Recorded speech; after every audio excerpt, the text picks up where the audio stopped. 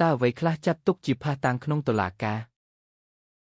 ให้ดไว้พุสตังสำคัญกาเปียจนสโลตรองบังหานกาเปิดปุงเริงกาเปียตามเพลยฉบับที่นีกากัดกระไดดอยหยุดทัวสมัยดิจิทัลนังพุสตังตุ่มเนิบกาปราปราตุรศัพท์เตจลัดการหลัง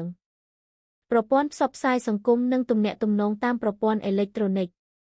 ปฏิบัติการดิจิทัลนังกำหนดตราออนไลน์กำหนดตราดิจิทัลนังเอกสารอิเล็กทรอนิกส์มีสาระสำคัญเสมอคเนียขนมวิวิธสมัยตุ่มเนิบประเภทพุสตังได้มีแจ้งขนมกรมนิเตวิธีรถเวนัยมวยกาสะสูสะไซมีตรามวย132 ដល់139តុលាការបង្គាប់ឲ្យសាក់សីធ្វើសេចក្តីរាយការណ៍អំពីអង្គហេតុនៃអតីតកាលដែលខ្លួនបានជួបប្រទះដោយខ្លួនឯង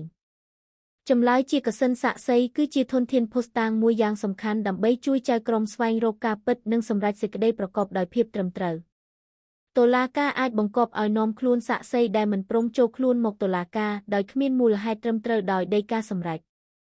បើសាក់សីមិនព្រមចូលខ្លួនតុលាការអាចពិន័យជាប្រាក់មិនលើសពី1 លានរៀលដោយដីកាសម្រេចមុនពេលសាកសួរតុលាការឲ្យសាក់សីធ្វើសម្បត្តិការស្នើសុំសាកសួរសាក់សីត្រូវកំណត់ឲ្យច្បាស់លាស់និងតាមលំដាប់លំដោយ 2. ការសាកសួរភាគីមាត្រា140ដល់142តុលាការអាចធ្វើការសាកសួរនិងឲ្យសាមីភាគីស្បះបានបើភាគីពុំចូលខ្លួនឬបដិសេធការធ្វើសំថើផ្ដល់ចម្លើយដោយគ្មានមូលហេតុត្រឹមត្រូវនោះតុលាការអាចទទួលស្គាល់ការអះអាងរបស់ភាគីម្ខាងទៀតជាការពិតបានការសាកសួរភាគីអនុវត្តដូចគ្នានឹងការសាកសួរសាក់សីដែរការសាកសួរអ្នកតំណាងដោយច្បាប់កំណត់គឺអនុវត្តដូចគ្នានឹងការសាកសួរសាមីភាគីដែរ 3. កសវិច័យមាត្រា143ដល់147គឺជានីតិវិធីមួយដែលតុលាការកំណត់ឲ្យអ្នកជំនាញធ្វើបាយការណ៍បំភ្លឺអំពីចំណុចអ្វីមួយដែលជាបញ្ហានៅក្នុងបណ្ដឹងដើម្បីយកមកធ្វើជាមូលដ្ឋានក្នុងការសម្រេចសេចក្តី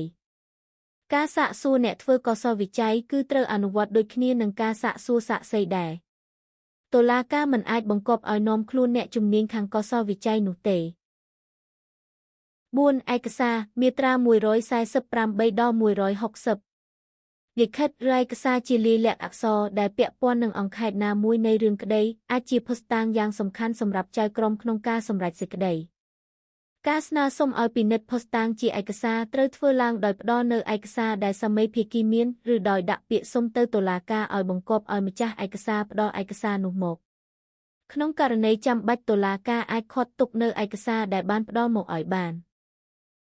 5. ការត្រួតពិនិត្យមាត្រា161ដល់162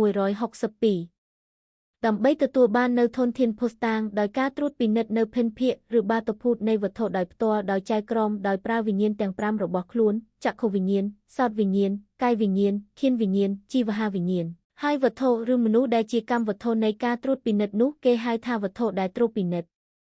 ការស្នើសុំឲ្យត្រួតពិនិត្យត្រូវធ្វើឡើងដោយចង្អុលបង្ហាញនៅកម្មវត្ថុដែលត្រូវត្រួតពិនិត្យ